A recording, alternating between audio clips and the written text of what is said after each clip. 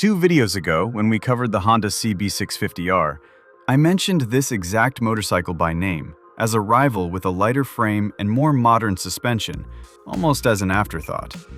Today we're finally giving it its own video, and here's the twist. Everything that makes this bike more modern than that Honda happened last year, not this year, and Yamaha barely made noise about it when it did. By the end of this video, you'll know exactly why this might be the best-kept secret in this entire price range. Welcome back to Top American Bikes. If you've been following the last 2 videos, you've probably already guessed we'd end up here eventually. The Honda CB650R and the Triumph Trident 660 both got compared to this bike without this bike ever getting its own turn. So tonight, we're fixing that. This is the Yamaha MT-07. And it's been quietly building a following since it first landed in North America back in 2015 under a different name, the FZ-07, before Yamaha folded it into the current MT, or Master of Torque, family. In the decades since, Yamaha has sold more than 40,000 of these in the US alone, making it one of the most proven, least risky used market bets in this entire class, if that ever ends up mattering to you.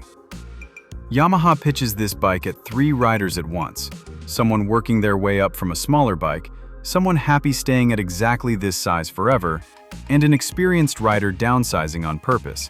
And on paper, that pitch holds up better than most manufacturer taglines do. You're looking at 3 finishes here, all clean, all confident, none of them shouting for attention the way some of this bike's rivals do. There's Ice Storm, that silver gray you're looking at right now, paired with bright blue wheels and fork accents that make it look faster standing still than it has any right to. There's Team Yamaha Blue, the racing blue paint Yamaha has used across its whole lineup for years, matched here to blue wheels and a black tank panel. And there's Matte Charcoal Black, the stealth option, blacked out everywhere including the wheels, with just a small silver MT-07 badge to break it up. All 3 sit on the same aggressive, stripped-down naked bike shape Yamaha calls the dark side of Japan look, with a slim tail section, a sharp LED headlight, and a compact stacked exhaust tucked in tight under the engine. That exhaust and overall silhouette is shared styling language across the whole MT lineup, from the smaller MT-03 up through the MT-09 and MT-10.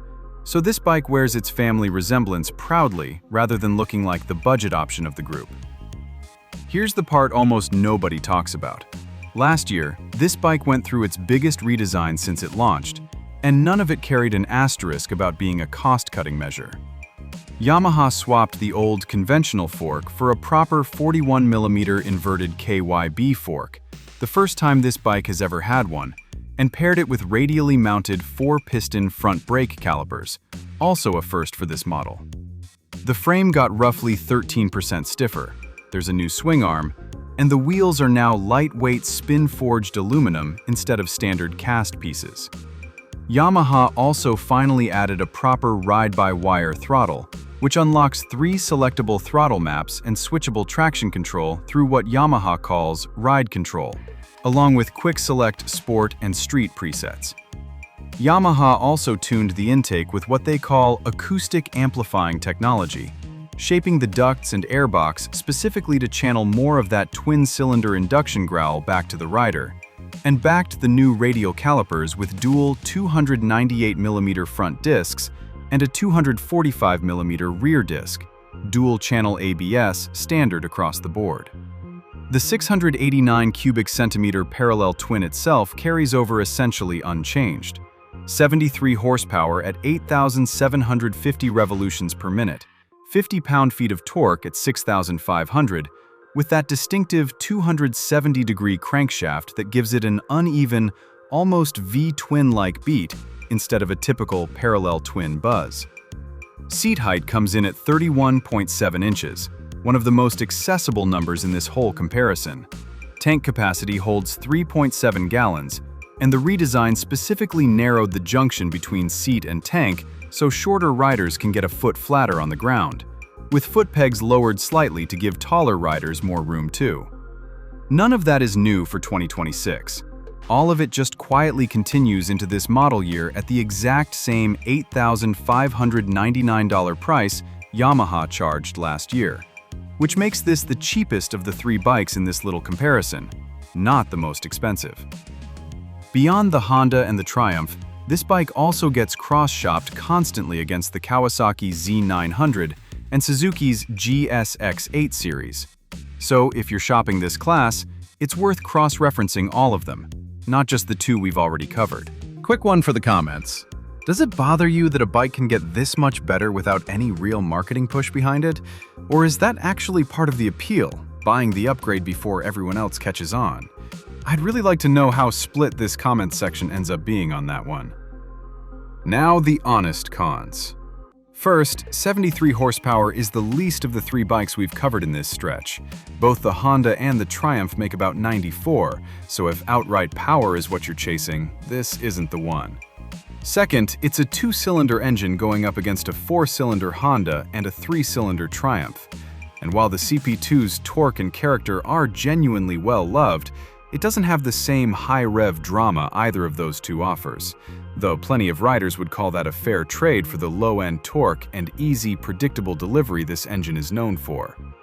And third, for as modern as the chassis is now, Yamaha didn't give this bike the 6-axis cornering ABS or the quick shifter that Trident has standard, so on paper, the Triumph still wins the electronics fight, even though the Yamaha wins on fork and brake hardware.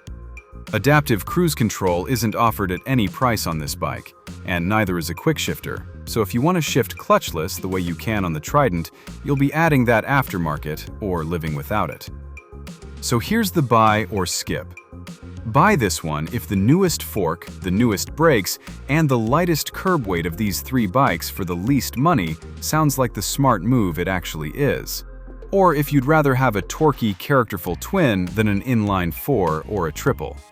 Buy it also knowing Yamaha's US dealer network is far larger than Triumph's, so parts and service availability isn't the same concern we flagged on the Trident video. And buy it especially if you're one of the three riders Yamaha actually built this for, moving up from a smaller bike, staying at exactly this size on purpose, or coming down from something bigger, since the low seat height and ergonomics are built around exactly those situations. Skip it if a lean, sensitive electronic safety net matters more to you than saving money, since the Trident still has that and this doesn't. Or if the raw horsepower gap to the other two is something you know you'd feel every time you twisted the throttle. So, back to where we started. This bike really has been sitting here the whole time with a better fork, better brakes, lighter wheels, and a lower price than either bike we've already covered. And it never needed a press release to earn any of it. Honestly, once you line up the fork, the brakes, the wheels, and the price side by side against the other two, it's a little surprising this bike doesn't get talked about more. That's the best-kept secret in this class, hiding in plain sight for anyone willing to look past the marketing budget and just read the spec sheet.